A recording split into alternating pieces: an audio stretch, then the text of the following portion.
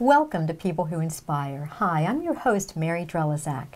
Have you begun the new year with a resolution or two? Maybe it's to build a new skill, start a new job, or improve your health and well-being in some way. It's really about being a better version of yourself. To do that, you have to start within. We have with us today Cathy Kumor, a health and wellness expert who can help us do just that. You have some tips to share, Cathy. Tell us, before you do that, tell us a little bit about yourself. Okay. I'm a resident of Connellsville, and just to give you some background, so when we're talking about these things, we have a better understanding of how my story goes and how it's progressed, and we all have a story, and that's very important sometimes, just to know our story. First of all, started out as a teacher, did that a few years, and stayed home with my children. And just by luck, I got a job working at a drug and alcohol agency. And it's like, you know how you feel like this is supposed to be? And I learned so many things. We had so many wonderful trainings. And I thought, oh my God, this is helping me. This is something for me. It's not just a job. And as I worked with people in addiction, I worked with children, I worked with adolescents, I worked with adults, and I learned so much. I thought, you know what, something's missing. We do the mental part, the counseling, we do the spiritual part with the 12 steps. I think we need some health and wellness. I think we need to put more of it together. The body, meditation. So found myself much later in my career obtaining a master's in health and wellness promotion. And it was like, at that time, it was like people weren't ready to hear that like they are now. And so I did some programs. I worked for Steps to a Healthier Fayette County. And then I started taking yoga. And I was like, oh my God, I feel like I really know myself. I don't know if anybody's been there. And so that yoga experience then helped me become a yoga teacher. And I've just tried to advance my skills in that area with meditation, mindfulness, and just knowing that it helped me and I wanted to help other people. That's right. And you have a master's degree in health and wellness as well. Yes. That's wonderful. Thank you so much for being here today. You have 5 tips to share. Now, one of them is to be present. Tell us what that means. Well, first of all, I do like to use some little props, okay? I have a little something for you. Thank you. You're welcome. Am I going to open it? Yes. Ooh, yes. present. Okay. And would you read it? Yes, thank you. It says, yesterday is history, tomorrow is a mystery, today is a gift, that's why it's called the present. Thank you. Being present is probably one of the most wonderful gifts we have. And I don't know about you, but if you think back, times that we're not present are when our ego, our monkey mind is really racing. You know, those thoughts you wake up at 3 o'clock in the morning. For instance, if you think a lot about the past, you know, guilt, regrets, trauma, mistakes, that creates depression. Thinking in the past creates depression. If I'm focusing on the future, and a lot of that's based on fear, well, what if this happens? What if that happens? What if I try to get a new job? What if I try to do this? What if the what ifs turn into worry and anxiety? Think about it. Right now, that's all I have. And if I don't pay attention to what's happening right now, I've lost the moment. Did this ever happen to you? I know when I was a student in school, I would be in class and my mind would be in the past, the future, all over the place. And then we would have a test and I'd be like, oh, I don't remember us talking about that. I don't remember. People's like, yeah, we learned that in class. I missed it. I missed the whole thing. When I'm having a conversation with someone, if I'm not present to not only what you're saying, but the energy you're giving off, you know, your personality, your warmth, or if it's the other way, I've missed that whole thing. So the present is truly a gift. This is all we have right here. And it's so hard to be unhappy if we're in the present moment. So we want to, when we find ourselves distracted, we want to come back here to our center. Right. It's so easy to be distracted today. Oh, very easy. Extremely very easy. Yes. You say accept, the second one you say is accept life full on. What does that mean? Okay, first of all, I see a lot of us, not only with the opioid problem, with busyness, with distractions, like Mary was speaking about. When we don't face what's happening inside of us, it's hard to learn coping skills, how to soothe ourselves. For example, you know, even this cold weather we've just had. And I heard some people say, oh my God, I can't stand this cold weather. You know, oh, I just can't wait till it's spring. Again, not being in the present. But if we take life full on, oh, it's a cold day, it's freezing out, what else can I do? I can read, I can write a letter to someone, I can maybe slow down. Another example of taking life full on, talking about pain or discomfort. Whether it's physical, I went to the dentist, I've had surgery. Whether it's pain even from an experience I've had. Remember your first love, your boyfriend broke up with you. What if I was the type of parent that said, oh Mary, don't worry about that, we're just going to take you out and buy you a new outfit. Forget about that. Where we should allow people to experience that discomfort. Talk about it, move with it, go for a walk, talk about it, journal. If we don't allow people to experience their pain, their discomfort, disappointments, as well as if we don't let them experience their joys. First thing we want to do when we have a joy, I want to get on, I want to call Mary and tell her about this. This is such a great thing.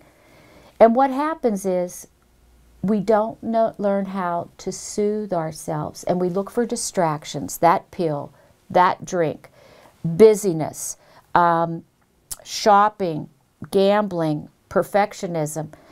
Those are all called addictions.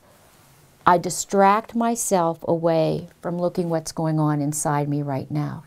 And we can learn to cope with that ourselves. And it builds character, and we don't have to get something outside of ourselves. That's really great advice. And it's so, and as you said, it is so easy to do. Oh, We're yes. so used to having an instant fix on everything that we need. An instant information is there for us, whatever we need. So that's almost something you'd have to practice, isn't it? Definitely. It wouldn't definitely. come easy.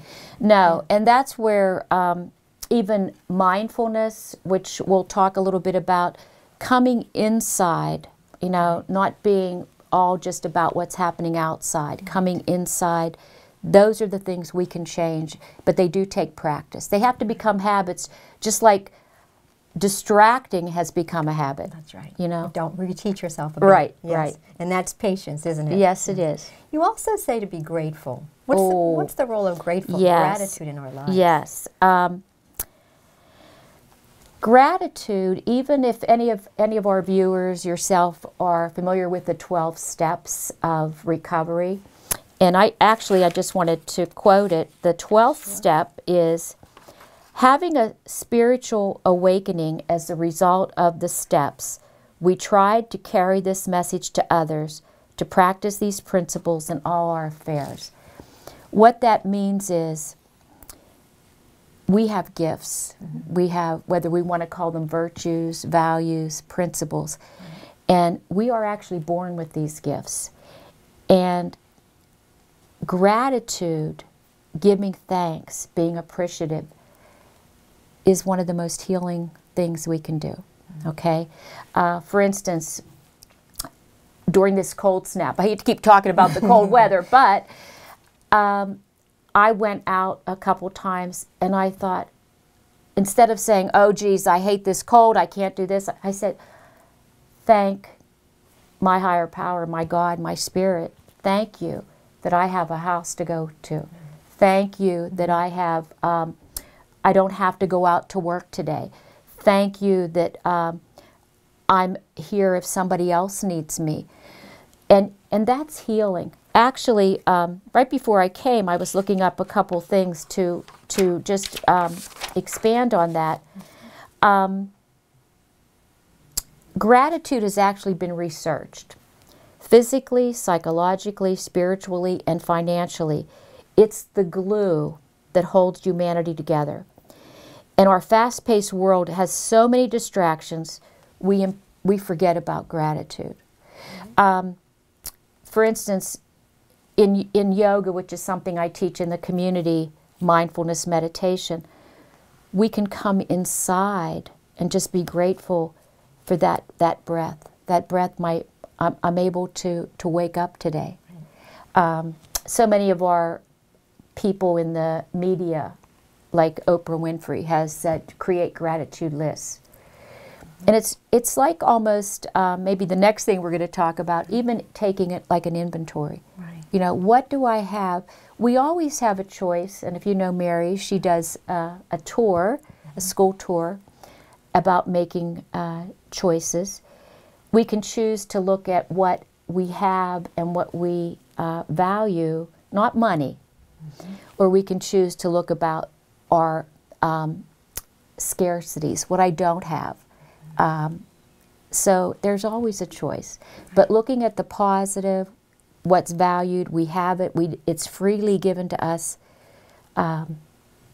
It's like money in the bank. Focusing on better than money in the bank. It definitely it is, and it can change your whole. It changes your whole attitude when you're grateful. Yes. One of the things that I like to do on any given day or any given time is I like to think of 10 things I'm grateful for in 10 seconds. Ooh. And you can do that really fast. Like you Yes. say, a roof over your head, clothes I can walk, I woke up, I can see.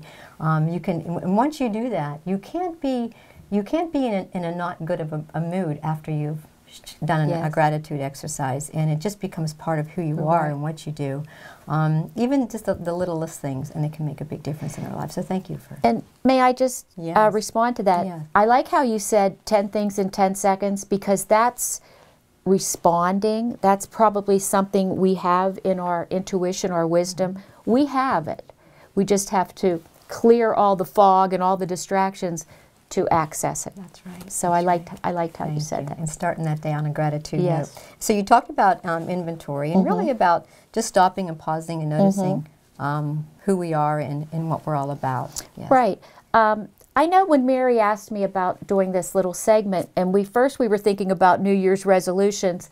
Well, nobody keeps them. Oh, I shouldn't say nobody. That's an absolute. About 8% of people actually follow through on a resolution. And do you notice with resolutions, we're looking at the end piece and not, again, the present moment. What can I do right now? So taking inventory is also, if anybody, again, is curious about the 12 steps, which is good for everybody, that's one of their steps, taking inventory. Here's an example. I like to use more concrete or things we can all relate to. Open our refrigerator. Take inventory. What's in my refrigerator that's good? It's something that's good for me. It's fresh. It's not going to hurt me. I think I'll keep that. So even if I took inventory from even last year or today, it's good to take inventory every day. Look in my refrigerator. What didn't serve me well? What maybe even was not attributable to good health? That sour milk, okay, those shriveling greens, whatever. And you know what? Those were spoiled, or they're not going to be good for me. Take those and let them go, okay? Getting back to us, taking inventory. If we have a good friend, a good friend is somebody that can be true to us, and we don't get mad at them and push them out the door, okay? It's hard to find somebody like that. But if somebody's a true friend, or maybe even a parent or a child relationship, and just say, hey, what do you think, Mary? We went to that meeting. Was what I said okay? Do you think, was my tone of voice all right? Could I have been kinder? Was I a little harsh? feedback's really important too. But if I take inventory, just like anything, looking in my closet, what is working for me, what is not working, and let's enhance what is working. Let's get rid of, let it go, and we can talk about that, how we can let go of things. Right. So even in that example, you're really talking about you have to look back before you can look forward. Ooh. So if you're looking back in 2017, what didn't work for me, yes, you can pull that out and focus on what did. Thank you. That is good. I like how you put that too. Good stuff. Good Okay. stuff. You also talk about your fifth and final tip here is being in tune with our mind, body, and spirit. Right.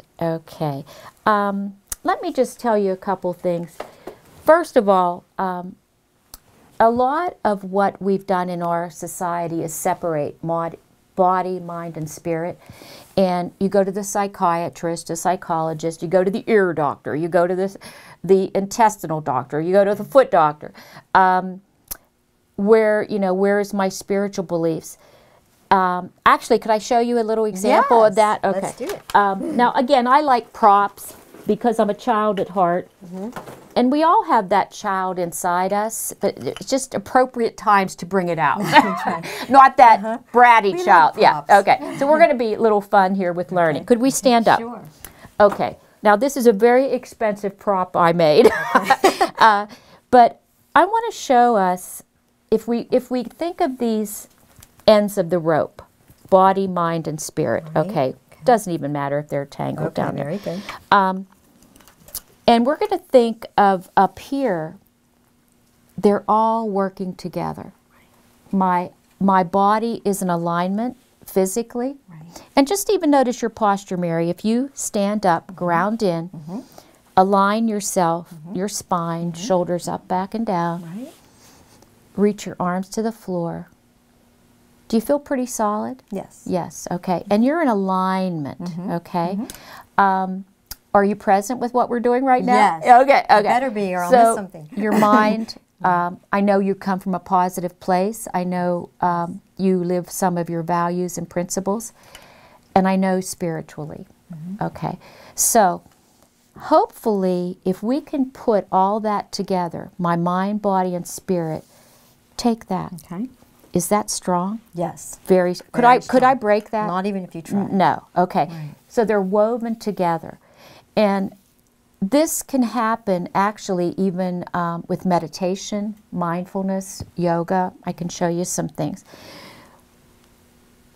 How do we get like this, or how does this not happen? When it's all together. When it's all together, and that's when we find our wholeness. Did you ever hear somebody say, I just feel like I'm agitated, I'm all over the place, I feel like I'm pulled and pushed? That's agitation. Right. That's not this. Right. Okay. This is now, when we feel strong. That's right. Gotcha. Okay, now let's separate them. And again, props can always cause a little issue, so just be patient here, folks. Okay. All right. Let's say this is mind, body, and spirit. Right. Just hanging out. You know what? I don't know what the heck's going on. Right. I just feel frazzled, dazzled, whatever, okay? Right. And let's say Mary is having a real stress thing going on. She's got, her monkey mind is just talking, oh, Mary, you need to do this, you do that. You got depression, anxiety, whatever it is, right. Okay? Pull that away. And now we got these two. Right. You're pulled that over there. You're out of the picture. Right. How's my body and spirit going to work without their wisdom, right. without their intuition? Right. And do you notice they could be pulled and pushed every direction? Right. Do they seem kind of weak? Right. Yes, it weakens right. us. Okay. Let's change this up again. What if it was my spiritual being? Right. And all I have left now is this physical thing.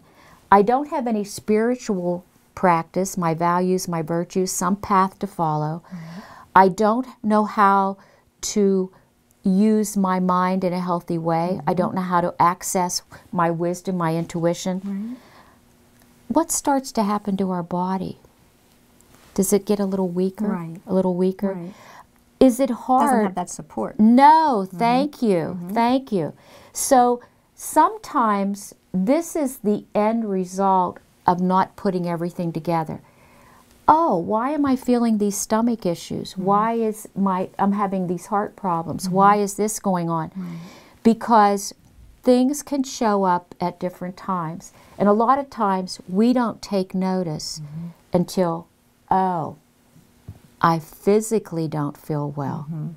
So when we combine all of these, healthy body, mind, spirit, and we do that through meditation, breathing, our spiritual beliefs, then we can be more together, stronger. Harder to be pulled apart.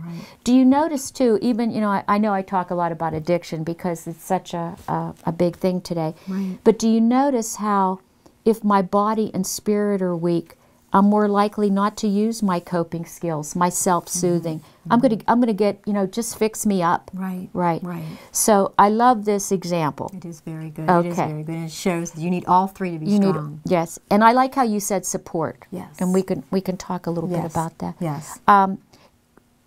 So I hope that gave you a little insight into. That is good. Okay. That is very good. You had another another demonstration you were going to do, and that. Oh yes. It was called applied kinesiology. Is that correct? Yes. Again, I love to use props, and I'm going to give a little disclaimer before we do this.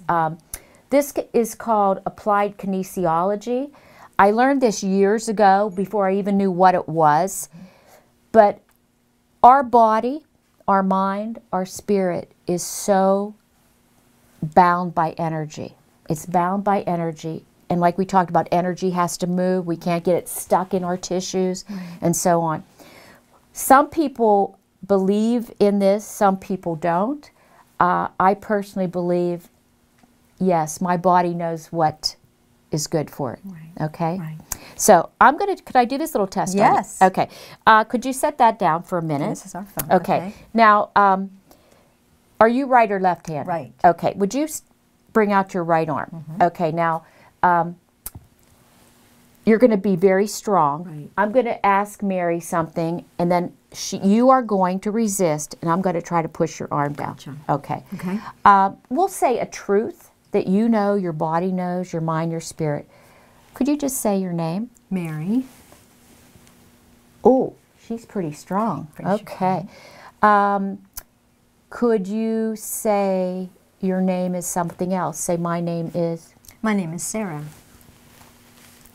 Okay. Now, honestly, I'm not pushing any harder. Yeah. Okay. Yeah. All right. That's an example of my body knows the truth. My body knows this is true or not. How do we feel when we even tell an untruth? How do we feel? Remember that saying, the truth shall set you free, right? It'll strengthen you. Okay. Could we try something else, Mary? Well, who does not have one of these attached to their body, right? Myself included. We're going to do this with Mary holding this right around your gut. We call this our solar plexus. And think of this just before we do it. Did you ever have somebody say, I have a gut feeling this is what I should do? Your gut, our gut, is our second brain. It knows. And that's usually the first thing to tell you something's wrong. Drank too much over New Year's Eve? Oh yeah. Right? Okay. So put your arm out. We have this device here. Resist. Oh, that's almost impossible. I know. It's almost impossible. Yeah. Take it away. Okay. Take it away. Now, sometimes when we take it away, we want to just reset ourselves. Put your other arm out. Resist. Oh, that one's as strong as the other one. Put it down. Put this arm out. Resist. Okay, there it is. Could we try something else? Yes. Do we have time? And tell us a little bit about why. Why? Oh, yes. Okay. The way I learned this years ago was I did tobacco cessation. And we took a cigarette, broke it in half, and at that time I was told to put it on your tongue for that nervous system. You know, we have all these nerves, energy, meridians. Our chiropractors know this, our acupuncturists, so many people, especially with all the alternative therapies going on. And we had somebody hold it on their tongue. And, write down.